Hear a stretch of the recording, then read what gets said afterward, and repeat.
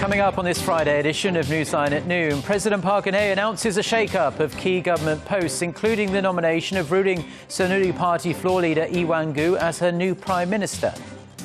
The Korean economy grows at its slowest pace in more than 2 years in the fourth quarter of 2014, expanding a mere 0.4% from the previous 3 months. Plus, the European Central Bank announces a huge stimulus package that will inject €60 billion a month into the eurozone sagging economy. These stories and more on Newsline at noon.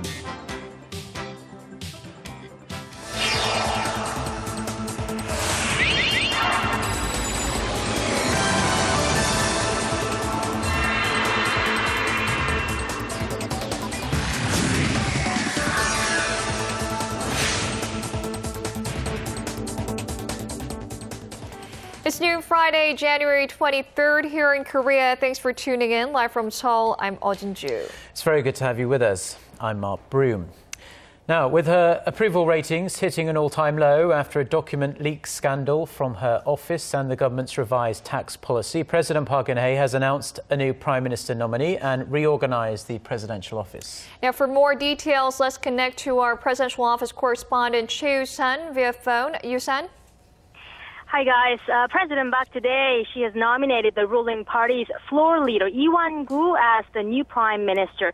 Lee, who's a 3-term lawmaker and former governor of central Chungcheongnam-do province, is thought to have gotten the president's nod for how he negotiated thorny issues with the opposition as floor leader in the past year. In fact, the presidential office said the nominee fully understands President Park's policy direction and has the capabilities to work with the political parties in carrying out the government's economic and reform policies.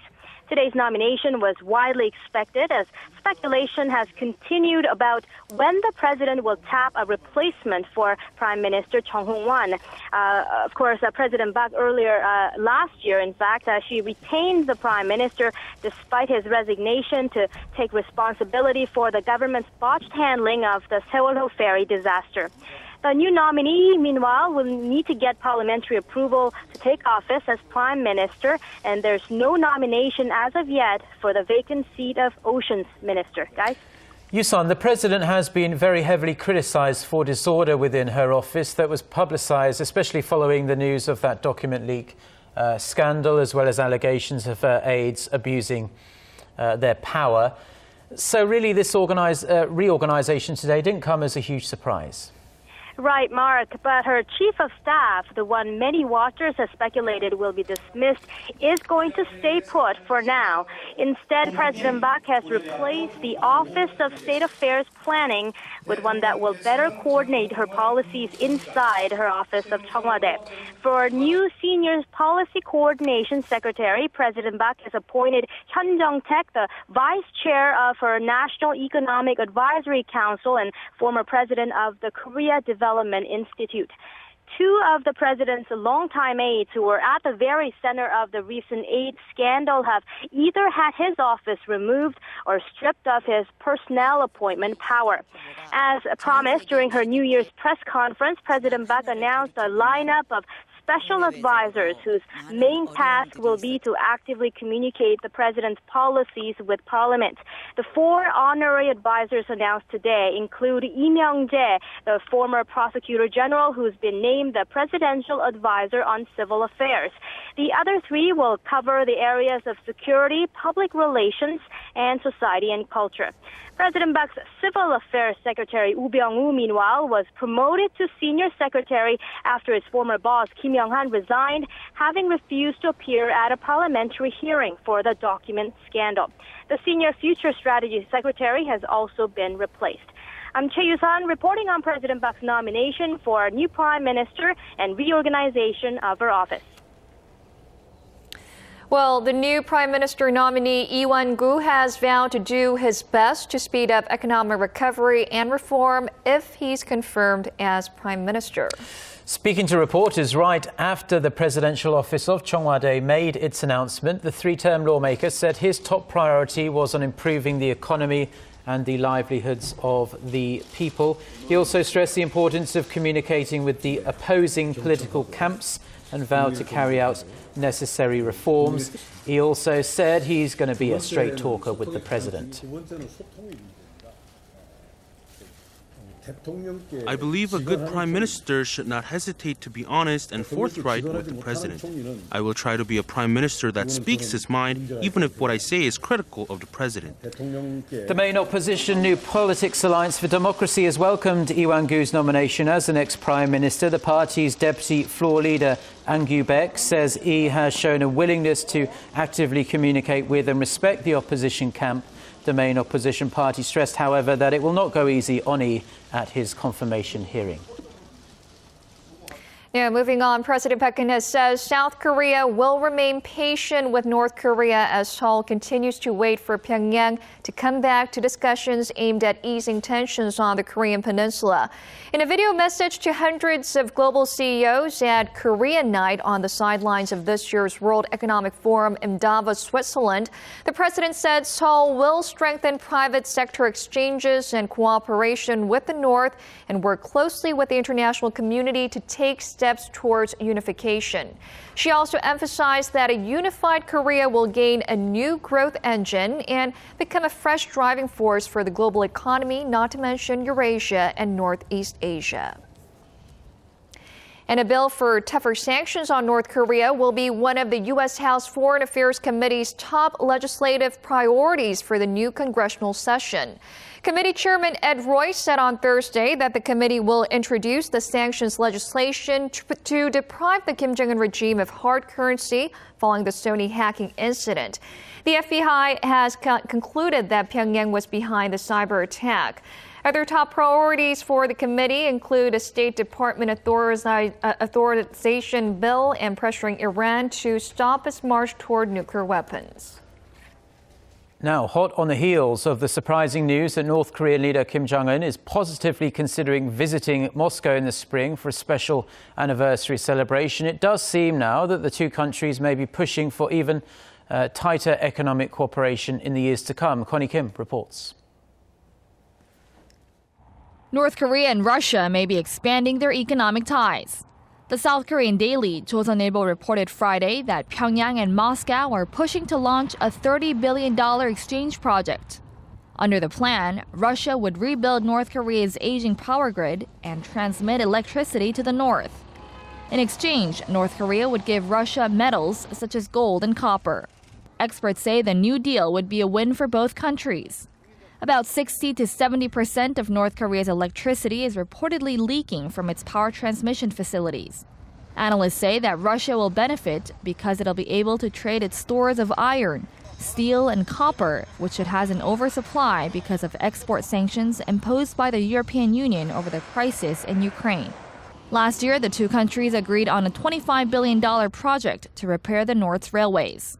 North Korea and Russia's move toward greater economic cooperation comes amid signs of improving diplomatic ties between the two countries.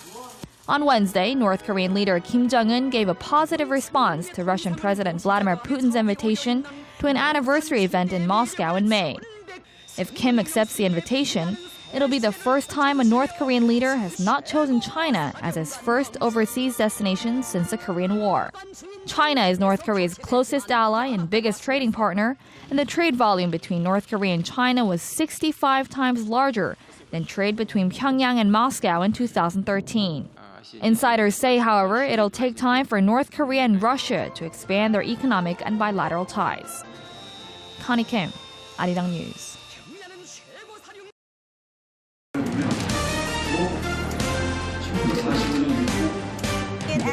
Stay up to date on the latest news out of Korea, connecting to our team of reporters about the issues that matter to Korea. On air, on your mobile, online. Find out more about Korea on Newsline at noon with Mark Broome and Eoh Jin-joo. I'm Eoh Jin-joo.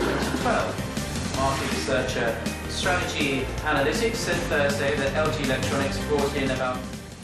The Korean economy grew at its slowest pace in more than 2 years in the fourth quarter of last year, with slowing exports and domestic demand. This has set off alarm bells among economic policymakers here in Korea, who have been pouring all their efforts into trying to boost growth. Hwang Jae has the details. The Bank of Korea says the domestic economy expanded just 0.4% in the October to December period last year from a quarter earlier. That marks the slowest pace of growth since the third quarter of 2012. The central bank attributes the slowdown to a drop in exports that edged down 0.3% in the fourth quarter from the previous quarter.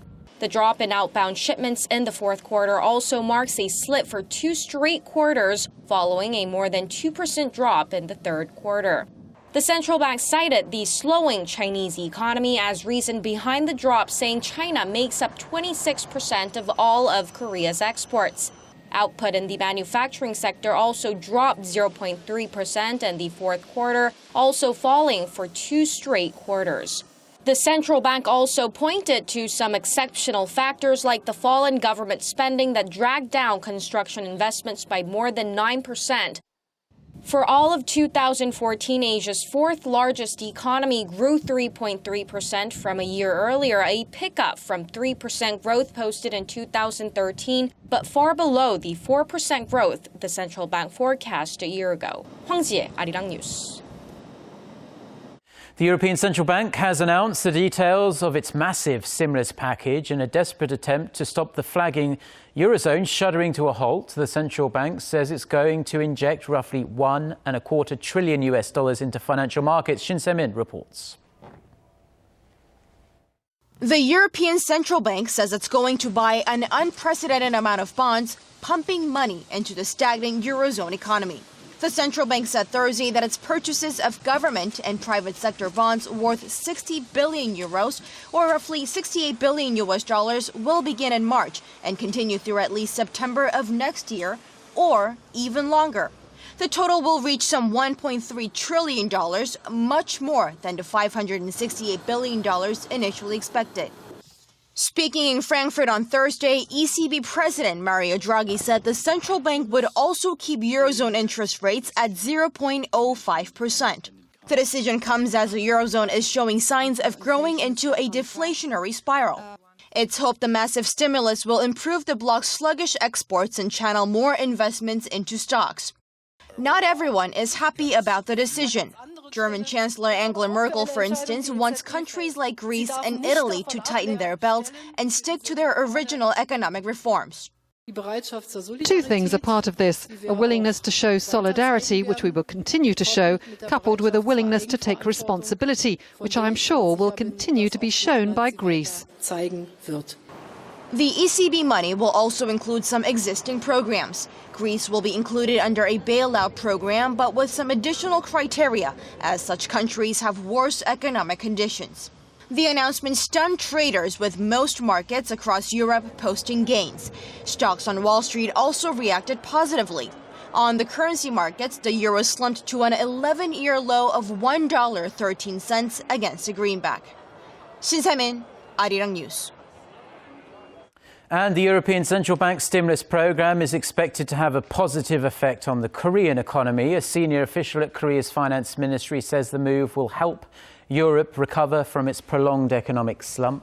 The official added the massive injection of more euros into the market will depreciate the currency, which will benefit Korean companies with manufacturing plants in Europe. Finance Minister Choi Kyung-hwan also said that bond buying programs such as this will help boost growth in Europe, which will in turn help the overall global economy. Now to the chaos in Yemen. A major US ally in the Middle East is without a government or leader today. Its president, along with the Prime Minister and cabinet, resigned on Thursday, leaving the government's opponents, the Houthis, to take the reins. Connie Lee has more. After days of turmoil, Yemen is in even deeper chaos today. Its president stepped down on Thursday night, shortly after the prime minister and cabinet also called it quits. The resignations come a day after President Abed Mansur Rabu Hadi and the Shiite rebels known as Houthis signed a tentative peace deal. Under the deal, the Houthis, a minority group which has felt marginalized in the primarily Sunni country, agreed to pull their fighters out from government institutions in exchange for greater political power. However, even after the deal, the Houthis continued to occupy key parts of Yemen, including the president's residence, which was seized on Tuesday. The country, now without a leader, is of great concern to the United States and its allies. Yemen has been a key ally in the fight against al-Qaeda in the Arabian Peninsula, which is, according to Western intelligence, the most dangerous branch of al-Qaeda. The group recently made headlines after claiming responsibility for the killings in Paris at the offices of French magazine Charlie Hebdo. On Thursday, the UN envoy to Yemen has called on the rival groups in Yemen to uphold the earlier agreement to share power and to avoid the violence. I call you all to have wisdom and national spirit, give priority to the national interests of Yemen, and use dialogue and political action to resolve any of political disagreement away from violence, extortion, and procrastination. The U.S. has also responded by reducing its embassy staff there due to safety concerns and said it's still assessing what a leaderless Yemen means for the West. However, the State Department added that its top priority in Yemen remains as the effort to fight terrorism. Connie Lee, Arirang News.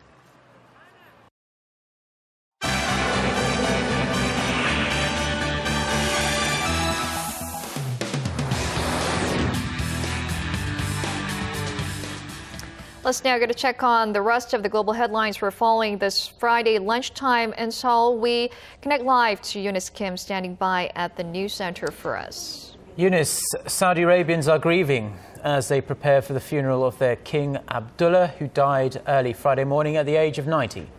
That's right, Mark, and that funeral is to happen in a matter of hours for King Abdullah, who had been ill and in the hospital for pneumonia and a lung infection for some weeks. Saudi state TV announced just hours ago King Abdullah passed away at 1 a.m. on Friday. It said he would be succeeded by his half-brother, 79-year-old Prince Salman, who had already begun to take on some of the king's responsibilities. King Abdullah was known as a leader who tried to modernize his very conservative society by providing more opportunities for the kingdom's women and its growing youth population. King Abdullah, at 90 years old, leaves behind more than 30 children and about a dozen wives. And time is running out for Tokyo, still grappling with how to free the 2 Japanese hostages being held by the Islamic State group. The deadline is believed to expire in less than 3 hours, or 2:50 p.m. local time. With the clock ticking, Junko Ishido, the mother of kidnapped journalist Kenji Goto, made a last-minute plea to the militants for his release, saying she would sacrifice herself in his place. Meanwhile, Kyodo News Agency reports Japanese Prime Minister Shinzo Abe assured UK Prime Minister David Cameron that Tokyo would not pay the $200 million ransom demanded. Chief Cabinet Secretary Yoshihide Suga earlier had said the government was doing everything it can to save Goto and Haruna Yukawa, but that it had not yet made direct contact with the extremist group. Sierra Leone has lifted its Ebola quarantine measures as its president declares that victory is in sight in the battle against the deadly virus more than a year in. In a televised address, President Ernest Koroma, citing a sharp drop in transmission rates, said the country was now entering a transition phase to enable economic and social recovery. Earlier, the World Health Organization had noted a turning point in the Ebola fight, reporting that new infection rates had dramatically dropped across Liberia, Guinea, and Sierra Leone. The worst ever outbreak has so far killed more than 8,600 people out of nearly 22,000 cases. Now, in the final part of our special series on startups in Korea, our Lee Ji-yoon sat down with Lee Han-joo, founder of a global accelerator called Spark Labs, to discuss challenges ahead. Now, the company has helped 30 startups go global by linking them with Silicon Valley and other partners, providing funding, mentoring, and office space. Korean economy has a long tradition of cooperation between the private sector and the government. In fact, a lot of the chaebols, if you look at their history, got their start because of the Korean government support. However, what I see is that there's not enough support yet towards the early stage startups. And early stage startups are probably the riskiest form of investments. But it must be done because that's where the innovation and that's where all the excitements and that's where the next 10 years of Korea will be defined by. I know the government is planning to do more. It's a matching program where private sector VCs like us make a selection and we say we're going to invest in this company and the government comes in and do a matching program. So it's a co-investment. So I think that's a great idea because the private sector guys are probably good at selecting the winning ideas and the government can bring their muscle and actually help to accelerate that growth. Then there must be some improvements that could be made though in the current system to better help startups. So what's your opinion on that? Take one example of fintech. So fintech, it's a short for financial tech. Probably the most famous example of that is PayPal, or nowadays Alipay, or what you see with Apple 6, iPhone 6, with the Apple Pay, internet banking. A lot of that you don't see in Korea yet, and that's because of some of the financial regulations that are in place. But it's time to rethink those. Otherwise, Korea will be left behind. There's a huge revolution happening around the financial industry. Technology revolutionizing the way people pay, way people exchange money, and that's a big business. Financial industry is a huge business, and Korea should not be left behind simply because we cannot imagine how to redo the regulation. So I think Korea needs to become really, really aggressive in terms of redoing the regulation around financial industry so that we could also have innovations around fintech. What advice do you have for future startups or for those considering to start one but really can't because they don't really have that courage? Just do it.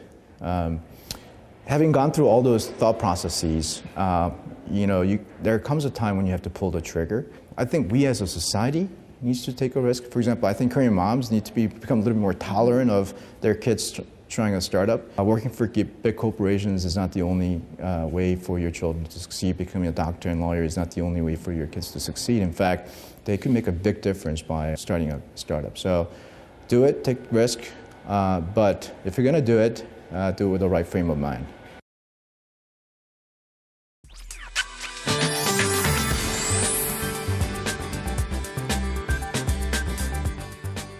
The relatively mild winter weather continues today across much of the peninsula, and the temperature reading in Seoul are nearly 5 degrees higher than what we would normally see at this time of the year. So the weather will be quite nice, and once the light layers of fog burns off, we'll get to see the full sun throughout the day. With that in mind, here are the readings for today. Now, the top temperature in Seoul will peak at 5, while Daegu and Gwangju rise to 8 this afternoon. And as for the other regions, Jeju Island should see a high of 9, while Daejeon and Dokdo climb to 6 and 3, respectively. The unseasonably mild winter weather should stick around through the weekend, but we have rain in store for us on Sunday evening, which could linger into Monday morning. And next week looks to be slightly cooler than this week. That's all from me today. Have a wonderful weekend. Well, thank you, Chien, for the weather update. And this is where we say goodbye on this Friday afternoon. Yeah, have a great weekend. And please join us again, if you can, at the same time on Monday. Until then, goodbye.